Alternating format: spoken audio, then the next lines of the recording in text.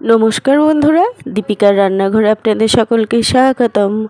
আজ নিয়ে এসেছি আলু পটলের দুর্দান্ত রেসিপি নিয়ে। আলু পটলের রসা সম্পূর্ণ নিরামিষভাবে বানিয়েছি।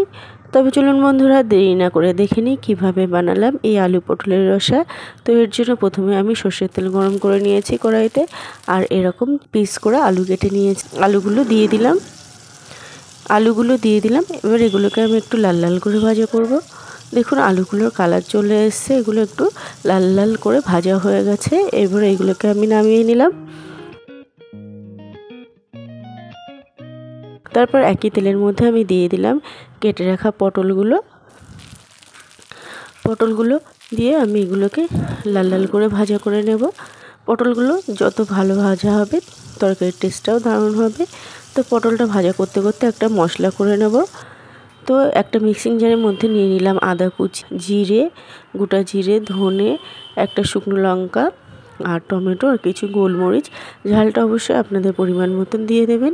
এদিকে দেখুন পটলগুলো লাল লাল করে ভাজা হয়ে গেছে। এবার এগুলোকে আমি নামিয়ে নেব। আপনারা কিন্তু এখানে গোটা মশলার পরিবর্তে গুঁড়ো মশলাও ইউজ করতে পারেন, তাতেও ভালো লাগবে খেতে, কিন্তু গোটা মশলার স্বাদটা একদম অন্যরকম হয়। তারপর পটলগুলো আমি নামিয়ে নিয়েছি। এবার একই তেলের মধ্যে দিয়ে দিলাম জিরে, শুকনো লঙ্কা আর তেজপাতা ফোড়নগুলো একটু হালকা লাল লাল করে ভেজে নেব। এর থেকে দারুণ গন্ধ বেরিয়েছে। এরপর এর মধ্যে আমি দিয়ে দিলাম করে রাখা মশলাটা দিয়ে ভালোভাবে আমি কষিয়ে নেব। দেখুন মশলা থেকে অনেকটাই তেল ছাড়তে শুরু করেছে। এরপর দিয়ে দিলাম স্বাদ মতো লবণ, হলুদ গুঁড়ো আর কালারের জন্য দিয়ে দিলাম 1 চামচ রেড চিলি পাউডার। আপনারা আর একটু ঝাল পছন্দ করলে একটু লঙ্কার গুঁড়োও দিয়ে দিতে পারেন। তারপর সমস্ত মশলাকে ভালোভাবে কষিয়ে নেব। দেখুন মশলা থেকে তেল ছাড়তে শুরু করেছে। এরকম অবস্থা ভেজে রাখা আলু ও পটলটাও দিয়ে দিলাম। এবার সমস্ত আলু ও পটলটাও ভালোভাবে মশলার সঙ্গে কষিয়ে নেব। দেখুন মশলাগুলো একদম গা মাখা মাখা কষানো হয়ে গেছে। আলু পটলের সাথে মশলাটাও পটল ও আলুর সাথে ভালোভাবে মিশে গেছে। এরপর এর মধ্যে আমি দিয়ে দিলাম গরম জলটা দিয়ে আমি 8 থেকে 10 মিনিট মতো রান্না করে নেব।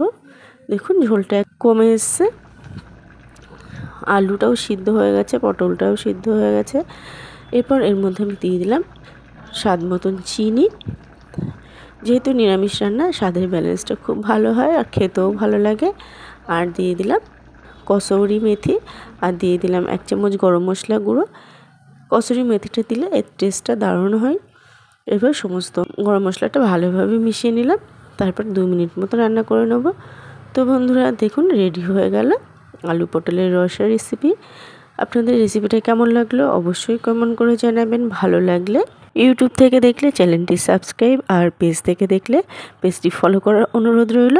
আজ এই পর্যন্তই, আবারও হাজির হব অন্য কোনো রেসিপির সাথে। সবাই ভালো থাকবেন, সুস্থ থাকবেন। রাধে রাধে।